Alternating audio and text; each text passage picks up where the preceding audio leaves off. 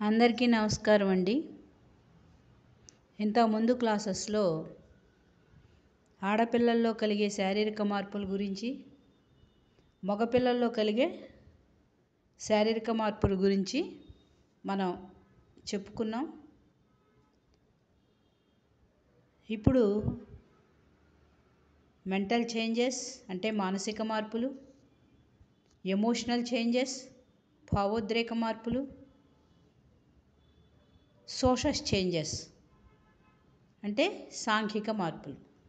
ఈ 3 మార్పులు ఇద్దరిలో సమానంగా ఉంటాయండి. అక్కడ ఫిజికల్ చేంజెస్ అంటే వాళ్ళ యొక్క ఫిజికల్ స్ట్రక్చర్ సపరేట్ కాబట్టి వేరువేరుగా ఉన్నాయి. ఇక్కడ ఇద్దరిలో మెంటల్ కానీ ఎమోషనల్ కానీ అండ్ సోషల్ చేంజెస్ ఒకే రకంగా ప్రభావితం చూపిస్తాయి. ముందుగా మెంటల్ చేంజెస్ గురించి మాట్లాడుకుందాం. వాళ్ళకి ఎప్పుడైతే బాల్యం నుంచి ఈ ఏజ్ గ్రూప్లో అడుగు పెడతారో, అంటే అడాలసెన్స్ ఏజ్ గ్రూప్లో అడుగు పెడతారో, వాళ్ళకి వెంటనే స్వేచ్ఛ అంటే తల్లిదండ్రుల కబంధ హస్తాల నుంచి బయటకు వస్తారు. కారణం ఏంటంటే పేరెంట్స్ కూడా బాల్యంలో వాళ్ళ కనుసన్యలోనే పిల్లల్ని పెంచుతారు. ఈ అడాలసెన్స్ ఏజ్ గ్రూప్లో అడుగు పెట్టంగానే పిల్లలు కొంచెం పెద్ద అవుతున్నారు, మనంత అవుతున్నారు అని ఒక ఫ్రెండ్లీగా వాళ్ళతో మెలుగుతూ ఉంటారు. మరి వాళ్ళు ఇచ్చిన స్వేచ్ఛని వీళ్ళు సద్వినియోగపరుచుకోవాలి, దుర్వినియోగపరుచుకోకూడదు. ఆ ఇండిపెండెన్స్ అనేది జాగ్రత్తగా చక్కగా ఎటువంటి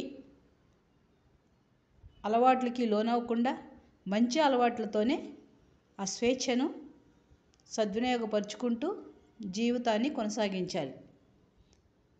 ఆ తర్వాత ఎప్పుడైతే స్వేచ్ఛ వచ్చిందో ఐడెంటిటీ అంటే వాళ్ళ యొక్క అస్తిత్వం లేదా గుర్తింపు కోసం తహతహలాడుతూ ఉంటారు. అంటే వాళ్ళని గుర్తించాలి. ఇంతకుముందు ఫలానా వాళ్ళ పిల్లాడు, ఫలానా వాళ్ళ పిల్ల అని అన్నారు. కానీ ఇప్పుడు అలా కాదు. ప్రతి చోట స్కూల్లో ఉందనుకోండి, ఒక టీచర్ గారు ఒక స్టూడెంట్ని పిలవంగానే వీళ్ళు పరిగెత్తారు ముందు. ప్రతిదీ నేనున్నాను, స్పోర్ట్స్లో కానీ చదువులో కానీ ర్యాంకులు సంపాదించుకోవటంలో కానీ ఫలానా అని వాళ్ళ పేరుకు తగ్గట్టు ఆ గుర్తింపు కోసం, వాళ్ళ యొక్క ఉనికిని గుర్తు చేయటం కోసం తహతహలాడుతూ ఉంటారండి. తర్వాత ఇంటిమసీ అంటే వాళ్ళకి ప్రేమపూర్వకమైనటువంటి సంబంధాలు,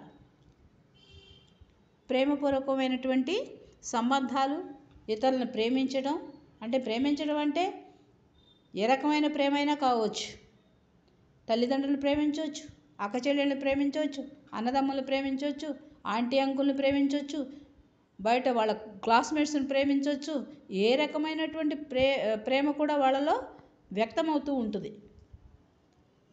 తర్వాత కొన్ని మోరల్ వాల్యూస్, ఇంటిగ్రిటీ. ఆ మోరల్ వాల్యూస్ అంటే నైతిక విలువలు. ఎలా? అంతకుముందు బాల్యంలో ఎంతమంది బంధువులు వచ్చినా స్నేహితులు వచ్చినా వీళ్ళు అల్లరే, మనం ఎంత చెప్పినా కూడా వాళ్ళు అల్లరి చేస్తూనే ఉంటారు.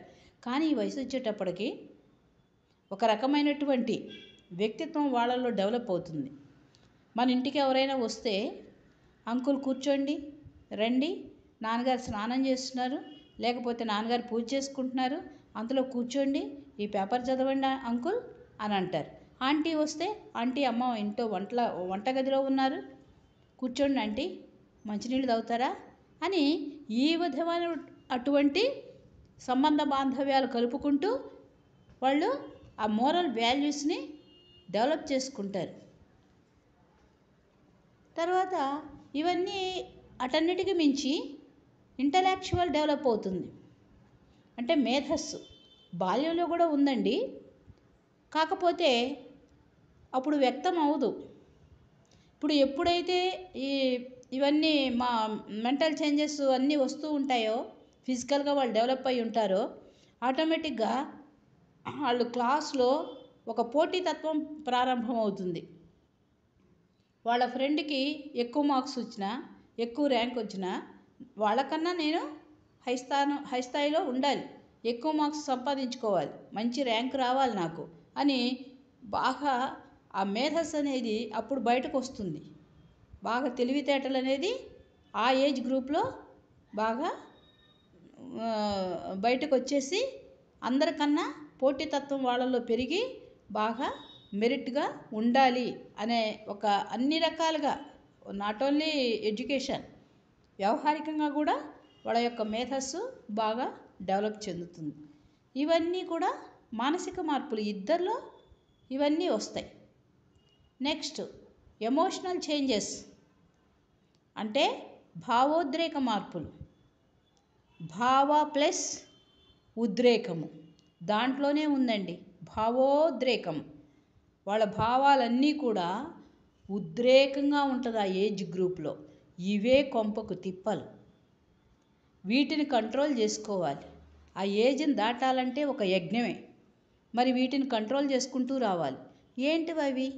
ఆ ఎమోషనల్ చేంజెస్, భావోద్రేక మార్పులు అంటే వాళ్ళు ఎప్పుడూ కూడా వాళ్ళ యొక్క ఆకృతి పట్ల ఎక్కువ ఆందోళనగా ఉంటారు. అంటే కన్సర్న్ అబౌట్ అపియరెన్స్. వీళ్ళు బాల్యంలో దుమ్ములో ఆడారు, ధూళిలో ఆడారు, ముఖ్యమంటే చీముడు గారుతూ ఉంటుంది, ఏది పడితే అది తిన్నారు, ఎలా అయితే అలా ఉన్నారు. వాళ్ళ శరీరం పైన వాళ్ళకి భ్రాంతి లేదు. ఆ బాల్య వ్యవస్థ అంతా కూడా అలా గడుపుకుంటూ వచ్చారు. ఎప్పుడైతే ఈ ఏజ్ గ్రూప్లో అడుగుపెట్టారో ఇక వాళ్ళ ఆకృతి పట్ల ఆందోళన ఏంటి, ఇంకా బాగా అందంగా ఉండాలి, ఇతరులకు అందంగా కనిపించాలి, నేను బాగుండాలి అని అద్దంలో ప్రతిసారి చూసుకుంటూనే ఉంటారు. అంటే ఎవరు చెప్పినా చెప్పకపోయినా అద్దం మాత్రం నువ్వు చాలా బాగున్నావు అని చూపిస్తూ ఉంటుంది. అందుకని అద్దాన్ని అసలు వదలరు. రే ఏం చేస్తున్నావురంటే వస్తున్నానమ్మా అంటే వాడు అక్కడ అద్దం ముందు నిలబడి ఉన్నాడు. పాప నువ్వేం చేస్తున్నావు రామ్మా అంటే వస్తున్నానమ్మా అని అంటూ అద్దాన్ని అసలు వదిలిపెట్టరు వాళ్ళు. ఇక పిల్లవాడైతే తేపకు ఒకసారి దువ్వెన తీసి దూకుంటూనే ఉంటాడు. ఆడపిల్ల అయితే ఒక జడ అయితే బాగుంటుందా, 2 జడలు అయితే బాగుంటుందా, ఈ డ్రెస్ బాగుంటుందా, ఆ డ్రెస్ బాగుంటుందా, ఇవే ఆలోచనలు వాళ్ళకి. అంటే వాళ్ళ యొక్క ఆకృతి పట్ల బాగా ఇంట్రెస్ట్ పెరిగిపోతూ ఉంటుంది.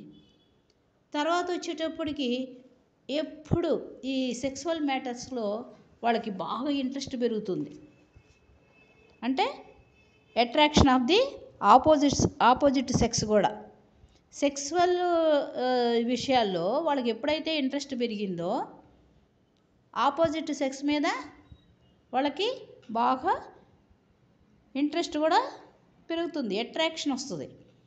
అంటే ఏంటంటే ఇక్కడే మనం ఏమంటాం, ఏదన్నా వాళ్ళు ప్రక్క చూపులు చూసినా, వేరే పిల్లలకి లైన్లు వేస్తున్నా వాటిని అన్నిటిని మనం ఏం చేస్తాం, అక్కడే మనం పిల్లలను తిడుతూ ఉంటాం, అలా చేయొద్దురా ఇలా చేయొద్దురా అని తిడుతూ ఉంటాం. కానీ అసలు అక్కడ ఏం జరుగుతుందో వాళ్ళకి వివరించి చెప్పలేం. ఎందుకు వస్తున్నాయి అలా అంటే ఏంటంటే వాళ్ళ హార్మోన్స్ ప్రభావం. ఎప్పుడైతే ఆడపిల్లకి టెస్టోస్టెరాన్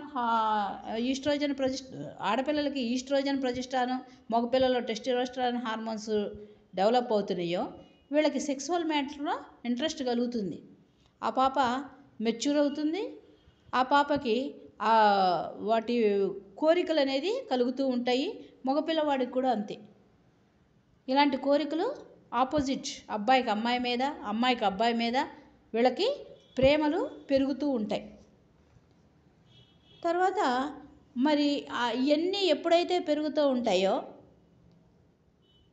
వాళ్ళు ఇంటికి దూరం అవుతూ ఉంటారు.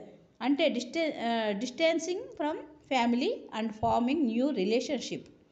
కుటుంబానికి దూరం కావడం, నూతన సంబంధాలన్నీ కూడా ఏర్పరచుకుంటూ ఉంటారు. అంటే వాళ్ళకు సంబంధించినటువంటి అభిప్రాయాలు కానీ ఆలోచనలు కానీ ఇంట్లో దొరకట్లా. అమ్మ నాన్న ఎవరు చెప్పరు, వాళ్ళతో పంచుకోలేరు. అందుకని వాళ్ళ వయసుకు తగ్గ పిల్లల్ని వాళ్ళు వెతుక్కొని వాళ్ళ స్కూల్లో ఫ్రెండ్స్ కానీ అదర్ ఫ్రెండ్స్ కానీ వాళ్ళ ఆలోచనకు తగ్గట్టు ఇతర ఆలోచనలు కూడా వీళ్ళతో ఏకీభవించిన వాళ్ళతోనే వీళ్ళు సంబంధ బాంధవ్యాలు పెట్టుకుంటూ ఉంటారు. అలా ఎక్కువ శాతం టైం అంతా కూడా వాళ్ళతోనే గడుపుతూ ఇంటికి ఫ్యామిలీ మెంబర్స్ కానీ వాళ్ళ ఇంట్లో బ్రదర్స్ అండ్ సిస్టర్స్తో కానీ ఎక్కువ దూరాన్ని మెయింటైన్ చేస్తూ ఉంటారు. వాళ్ళ ఆలోచనలు వీళ్ళతో ఇదేవో కదా. ఈ విధంగా జరుగుతూ ఉంటాయి. నూతన సంబంధాలు కూడా వాళ్ళు ఏర్పరచుకుంటూ ఉంటారు. తర్వాత ప్రతి విషయంలో రిస్క్ తీసుకుంటారండి. ప్రతి విషయంలో కనీసం అంటే వాళ్ళు షార్ట్ టెంపర్, ఆ ఏజ్ గ్రూప్లో షార్ట్ టెంపర్ ఎక్కువగా అధికంగా ఉంటుంది. ప్రతి చిన్న విషయానికి ఇరిటేట్ అవటం, మనం చెప్పింది కాన్సన్ట్రేషన్ లేకుండా ఉండటం, ఏది చెప్తున్నా ఏదో చాలా ఇదిగా ఉంటాం. మరి అవన్నీ risk.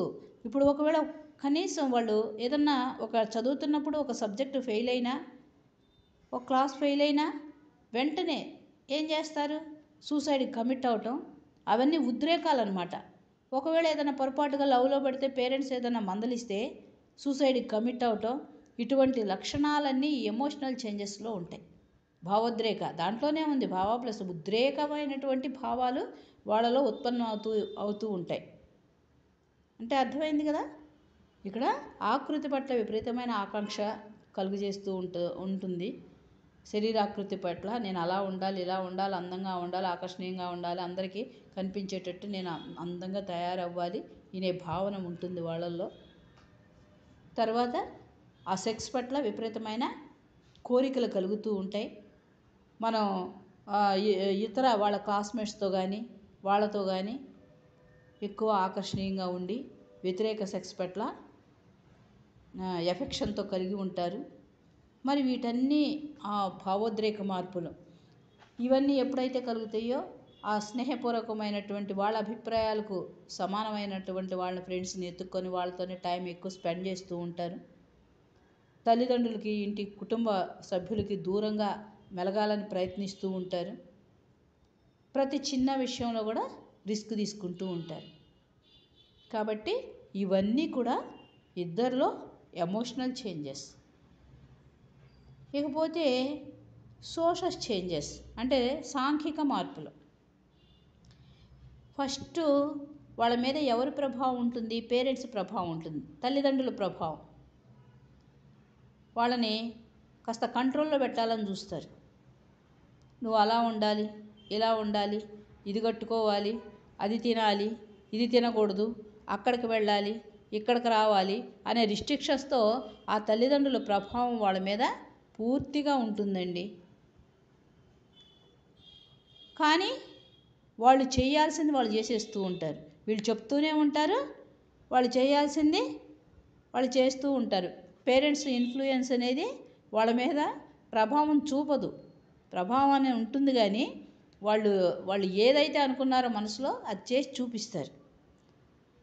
Next one religious influence అంటే మత ప్రభావితమైనటువంటి ఆ మతం. హిందువులైతే కట్టుబొట్టు అవన్నీ ఉంటాయి. క్రిస్టియన్స్ వారి యొక్క బైబిల్ చదువుకోవటం, వారి మత తగ్గట్టు వాళ్ళ యొక్క పద్ధతులు వాళ్ళు ఆచరించటం. ముస్లిమ్స్ అయితే ఖురానా చదవటం, బుర్కా ధరించటం. ఇవన్నీ వాళ్ళ మతానికి తగ్గట్టు ఆ పిల్లలు అలాగే పెరగాలి, అలానే ఉండాలి, ఆ ఆచారాలే వాళ్ళు ఆచరిస్తూ ఉండాలి అనే అభిప్రాయం వాళ్ళకి ఉంటూ ఉంటుంది. తర్వాత వీళ్ళు దుస్తులపైన ఆంక్షలు, అది కట్టుకోవాలి, ఇది కట్టుకోవాలి అంటే వాళ్ళ కుటుంబ పరంగా ఏమేం అయిందో నేను చెప్పాను కదా. ముస్లిమ్స్ అయితే బుర్కా ధరించాలి, మరి మన హిందూ సాంప్రదాయాలు అయితే కట్టుబొట్టు, మంచి చీర కట్టు ఇవన్నీ కూడా మనం ఆచరించాలి. అదేవిధంగా ఈ మన క్రిస్టియన్స్ వాళ్ళైతే వాళ్ళు ఏం చేయాలి, ఎలా ఉండాలి, మన బైబిల్ చదువుకోవాలి, చర్చ్కి వెళ్ళాలి, ఇవన్నీ వాళ్ళ ఆచారాలకు తగ్గట్టు వాళ్ళు చూస్తూ ఉంటారు. అలా ఉండాలి మా పిల్లలని వాళ్ళు అనుకుంటూ ఉంటారు. ఇవన్నీ కూడా సోషల్ చేంజెస్. ఇప్పుడు తల్లిదండ్రుల ప్రభావం, తర్వాత ఇరుగు పొరుగు వాతావరణం వీళ్ళపైన ప్రభావం పడుతూ ఉంటుంది. ఎంతసేపటికి పిల్లలు వాళ్ళ ఇంటి వాతావరణం వాళ్ళకి నచ్చదు. ఫ్రెండ్స్ వాళ్ళ ఇంటికి వెళ్తారు. అక్కడ వాళ్ళ పరిసరాలు అన్నీ చూస్తారు. ఇక్కడ వీళ్ళ నాన్నగారు ఏమో పెద్ద హిట్లరు, అక్కడ వాళ్ళ నాన్నగారు ఏమో చాలా మంచి వ్యక్తి. కావలసినప్పుడల్లా డబ్బులు ఇస్తూ ఉంటారు, అన్నీ తెచ్చిపెడుతూ ఉంటారు. ఇంకా ఈ పిల్లలకి ఎలా ఉంటుంది, అబ్బా వాళ్ళ ఫాదర్ చాలా మంచివాడు, అడిగినవన్నీ కొనిస్తున్నాడు, మా ఫాదరు ఉన్నారు ఎందుకు అని అనుకుంటారు.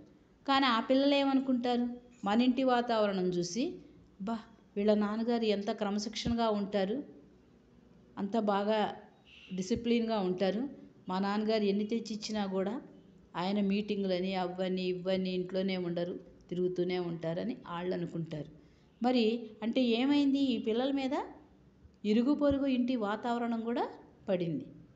కాబట్టి ఇవన్నీ వాళ్ళ మీద సోషల్ చేంజెస్ అన్నీ మనకి కనిపిస్తూ ఉంటాయి. ఇద్దరిలో మెంటల్ చేంజెస్ కానీ, ఎమోషనల్ చేంజెస్ కానీ, సోషల్ చేంజెస్ కానీ ఇద్దరిలో ఒకే రకంగా ఉంటాయి. కాబట్టి ఫిజికల్ చేంజెస్తో పాటు వీటిని కూడా మనం చూస్తూ గమనిస్తూ పిల్లల్ని ఈ ఏజ్ గ్రూప్లో ఒక ఉన్నత స్థితికి వాళ్ళందరినీ తీసుకొచ్చే బాధ్యత మన పేరెంట్స్దేనండి. Thank you.